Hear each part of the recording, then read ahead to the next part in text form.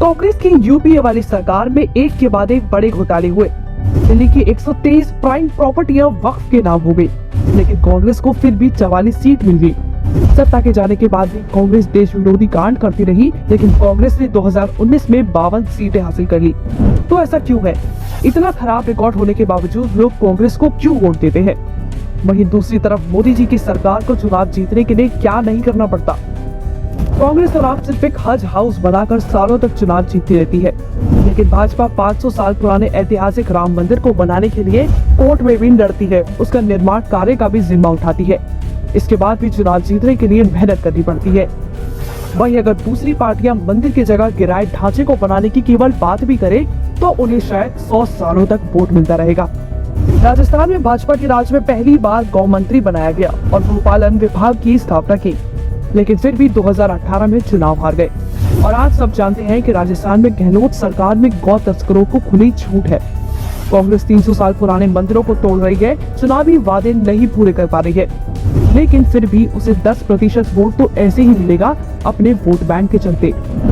कर्नाटक में कांग्रेस मुफ्त रेवड़ियां बांट कर जीत गई, लेकिन भाजपा के नेता मंदिरों पर सरकारी नियंत्रण खत्म करने का बिल लाने की बात करे तो बदले में उन्हें हार मिली। पंजाब में कांग्रेस ने सिखों की आस्था के केंद्र करतारपुर दरबार साहिब गुरुद्वारे बंटवारे में पाकिस्तान को सौंप दिया।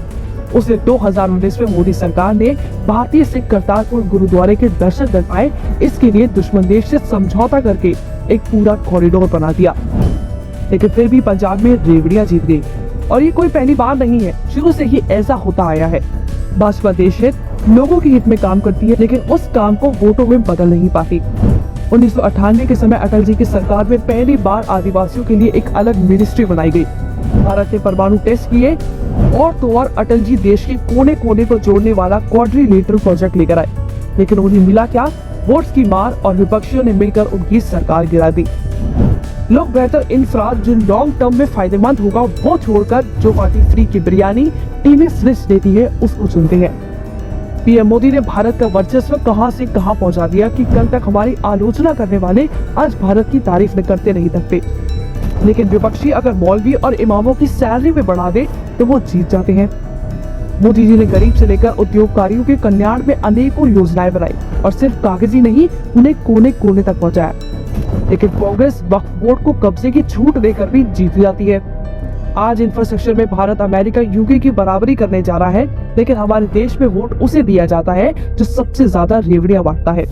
कांग्रेस दुश्मन देश के साथ मिलकर भारत के खिलाफ साजिश करे, आतंकवादियों के लिए रात में कोर्ट के दरवाजे खुलवाए तो भी वोट लेकर जीत जाती है। लेकिन मोदी सरकार को बॉर्डर पर कड़ी सुरक्षा, सर्जिकल स्ट्राइक, आतंकियों पर कार्रवाई करने के बाद भी सबूत देने पड़ते हैं। ये कितनी ही शर्म की बात है कि हम उस इंसान का साथ नहीं देते जो विकास से लेकर इंफ्रास्ट्रक्चर, विदेश रणनीति, जन कल्याण और तो और हिंदू सभ्यता को भी पुनर्जन्म देने में सफल साबित हुआ है, जिसने भारत को विश्व पटल पर एक नई पहचान दिलाई। क्या उसका साथ देना हम देशवासियों का फर्ज नहीं बनता?